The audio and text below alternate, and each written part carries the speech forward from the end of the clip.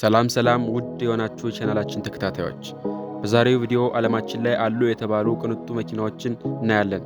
አብራችሁን ቆዩ። ዓለማችን ላይ ብዙ የመኪና ሞዴሎችን አይታችሁ ሊሆን ይችላል። ነገር ግን እነዚህ መኪኖች የሚመረቱት በአናሳ መጠንና በቅንጦት ቁሳቁሶች በመሆኑ እነዚህ መኪኖች አይደለም ለመግዛት በአይን ለመመልከት እጅግ አዳጋች ያደርገዋል። በዛሬ ቪዲዮአችን እስካሁን ድረስ በመኪና አምራች ድርጅቶች ከተመረቱ የመኪና ሞዴሎች መካከል በዋጋቸው ተወዳዳሪ የሌላቸውን 10 መኪኖች እንዳስሳለን። 10ኛ ፌራሪ ላፌራሪ አፔርታ።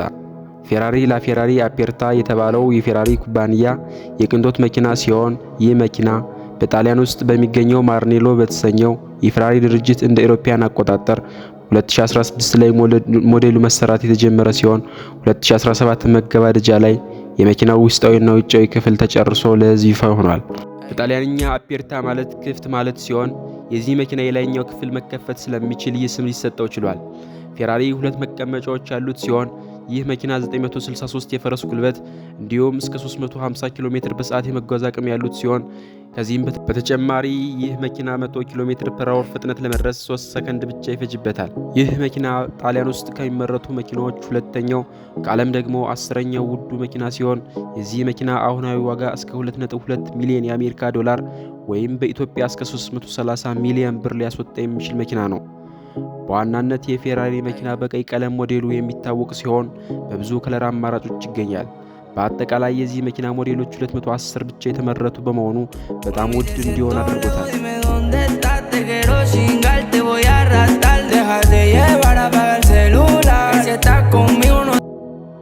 9ኛ ማክላረን ስፒሪቴል።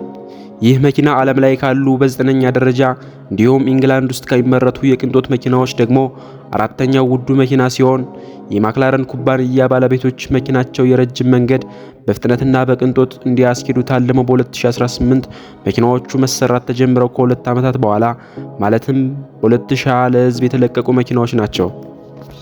የማክላረን ስፒሪቴል መኪና የሃይብራይድ ሞተር ሲስተም ወይም የነዳጅ ሞተርና የኤሌክትሪክ ሞተርን አብሮ የሚጠቀም መኪና ነው። ይህ መኪና 1035 የፈረስ ጉልበት ያለው በመሆኑ በተጨማሪ 403 ኪሎ ሜትር በሰዓት መጓዝ የሚችል መኪና ነው። ይህ መኪና ውስጣዊ ዲዛይኑ 3 የመቀመጫ ወንበሮች ያሉት ሲሆን ሾፌሩ የሚቀመጠው መሃል ላይ በመሆኑ ከሌሎች መኪናዎች የተለየ ያደርገዋል። ይህ መኪና አሁናዊ ዋጋው 2.3 ሚሊዮን የአሜሪካ ዶላር ወይም 370 ሚሊዮን የኢትዮጵያ ብር የሚያስወጣ መኪና ነው።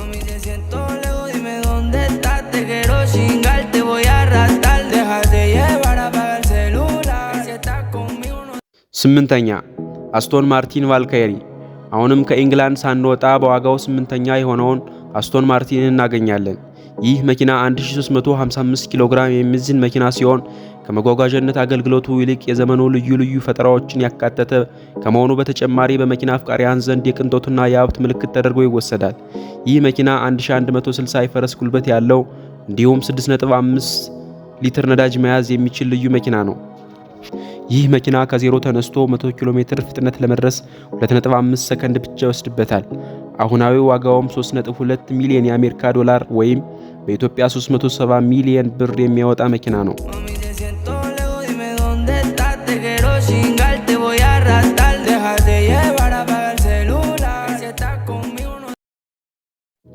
7ኛ መርሴዲስ ሜባክ ኤክሴሌሮ።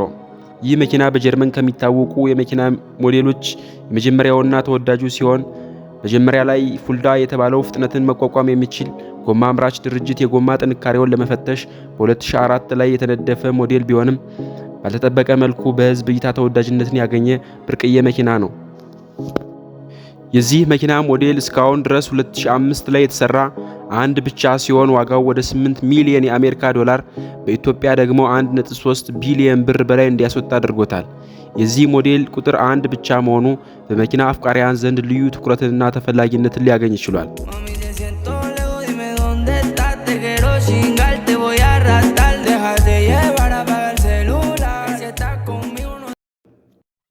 6ኛ ቡጋቲ ሴንቶዶሲ። ሴንቶዶሲ በጣሊያንኛ 110 ማለት ሲሆን ፈጣን መኪናዎችን በማምረት የሚታወቀው የፈረንሳዩ ቡጋቲ ኩባንያ 110ኛ ዓመት ክብረ በዓሉን በማስመልከት በ1990 የነበረውን ቡጋቲ ሞዴል በዘመናዊ መልኩ በማሻሻል በ2022 ለሕዝብ ይፋ የሆነ ተወዳጅ መኪና ነው። ይህ መኪና ከቅንጡ መኪናዎች የተሻለ የፈረስ ጉልበት ያለው ሲሆን 1600 የፈረስ ጉልበትና እስከ 380 በሰዓት መጓዝ የሚያስችል አቅም ያለው መኪና ሲሆን ይህ መኪና ከዜሮ ተነስቶ 100 ኪሎ ሜትር በሰዓት ለመድረስ 2.4 ሰከንድ ብቻ ይፈጅበታል። በአጠቃላይ የዚህ መኪና ሞዴል 10 ብቻ የተመረቱ ሲሆን ይህም ዋጋው 9 ሚሊዮን ዩኤስዲ ዶላር ወይም 1.5 ሚሊዮን ብር የሚያስወጣ መኪና ነው።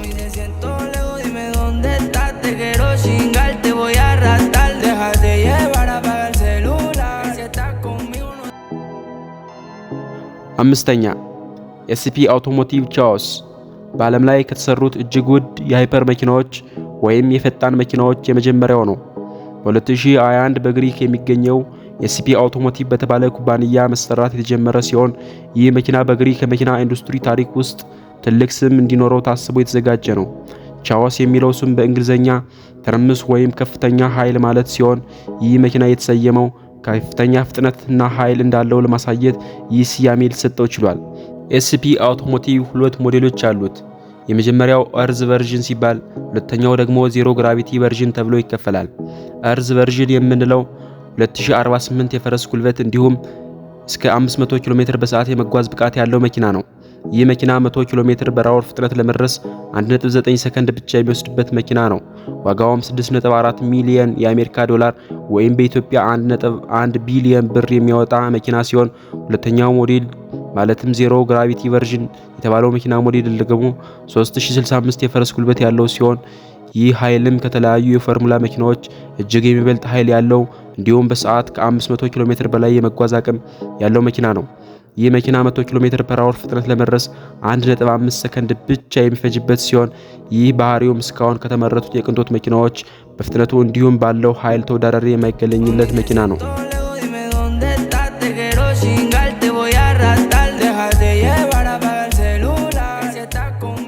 አራተኛ ፓጋኒ ዞንዳ ኤችቢ ባርኬታ። ፓጋኒ ዞንዳ ኤችቢ ባርኬታ በዓለም ላይ ከሚገኙ እጅግ ብርቅዬ እና ውድ ሱፐርካሮች አንዱ ነው። በጣሊያን የሚገኘው ፓጋኒ ኩባንያ በ2017 ይፋ ያስተዋወቀው ይህ መኪና የዞንዳ ቤተሰብ ከፍተኛ ሞዴል ተደርጎ ይቆጠራል። ኤችፒ የሚለው የፓጋኒ መስራች ሆራሲዮ ፓጋኒ ስሙን ይወክላል። ባርኬታ ደግሞ በጣሊያንኛ ትንሽ ጀልባ ማለት ሲሆን ክፍት ጣሪያ ያለው የስፖርት መኪና አይነትን ይገልጻል። የዚህ መኪና ሞዴሎች 3 ብቻ የተሰሩ ሲሆን አንዱ የፓጋኒ መስራች ለሆነው ሆራሲዮ ፓጋኒ የተበረከተ እንዲሁም ሁለቱ ደግሞ ለተመረጡ ደንበኞች ተሽጠዋል። የዚህ መኪና ሞተሮቹ ከታዋቂው ኩባንያ መርሴዲስ ኤኤምጂ የተሰራ ሲሆን 789 ፈረስ ጉልበት እንዲሁም 355 ኪሎ ሜትር በሰዓት መጓዝ አቅም ያለው ነው። ፓጋኒ ከዜሮ ተነስቶ ወደ 100 ኪሎ ሜትር በሰዓት ለመወንጨፍ ከ3 ሰከንድ በታች ይፈጅበታል። አሁናዊ ዋጋው ከ17 እስከ 18 ሚሊዮን የአሜሪካ ዶላር ወይም በኢትዮጵያ ደግሞ 2.7 ቢሊዮን ብር ያወጣል።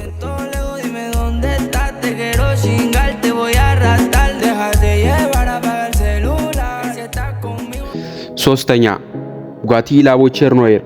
ይህ በፈረንሳይ ከተሰሩ መኪኖች ውስጥ አንደኛው ሲሆን የዚህ ሞዴል ስያሜ ማለትም ላቮቼር ኖየር ማለት ጥቁር ወፍ ማለት ሲሆን በ1930 የነበረውን የቡጋቲ ታዋቂ ምርት የሆነውን ቡጋቲ ታይፕ 57 ኤስሲ አትላንቲስ የተባለው ሞዴል እንደገና በዘመናዊ መልኩ ለመስራት 2018 ላይ እቅድ ተነድፎ ከዓመታት በኋላ ተጠናቆ ለሕዝብ ይፋ የሆነ መኪና ነው። ይህ መኪና ከሌሎች ቅንጡ መኪናዎች በተለየ ብቸኛው 6 የጭስ ማውጫ ያለው መኪና ከመሆኑ በተጨማሪ እስካሁን የተመረተው አንድ ሞዴል ብቻ በመሆኑ ዋጋው እስከ 19 ሚሊዮን የአሜሪካ ዶላር ከፍ እንዲል አድርጎታል።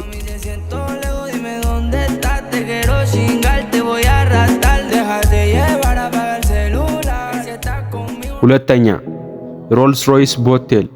የኢንግላንድ መኪና አምራች ድርጅት የሆነው ሮልስ ሮይስ ኩባንያ ባለቤቶች ይህ መኪና ከጀልባ ጋር ተመሳሳይ ቅርጽ እንዲኖረው በመደረጉ ስያሜው ሊሰጠው ችሏል። ይህ መኪና ውድ ከሚያደርጉት ነገሮች አንደኛው መኪናው ለመሰራት የፈጀው ጊዜ ከ4 ዓመት በላይ በጥንቃቄ የተመረቱ ሲሆን መኪናው ውስጣዊ ክፍሎቹ ላይም ቅንጡ የሆኑ ሰዓቶች እንዲሁም በእጅ የተሰሩ ጌጣጌጦችን ያካተተ መኪና ነው።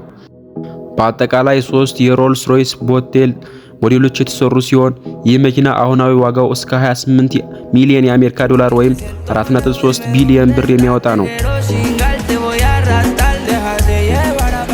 አንደኛውን ከመጀመሪያ በፊት እስከዚህ ከመጣችሁ አይቀር ቻናላችን ሰብስክራይብ፣ ላይክ እንዲሁም ቀጣይ ቪዲዮ እንዲሰራላችሁ የምትፈልጉትን ሐሳብ ኮሜንት እንድታደርጉ 5 ሰከንድ ሰጣችኋለሁ።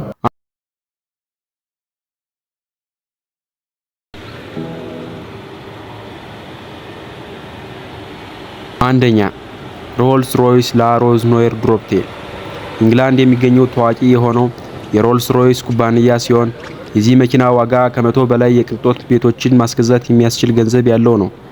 እስካሁን ዓለም ላይ 4 የዚህ መኪና ሞዴሎች የተሰሩ ሲሆን እያንዳንዳቸው የተለየ ቀለምና ውስጣዊ ዲዛይኖች በትዕዛዝ የተሰሩ ናቸው።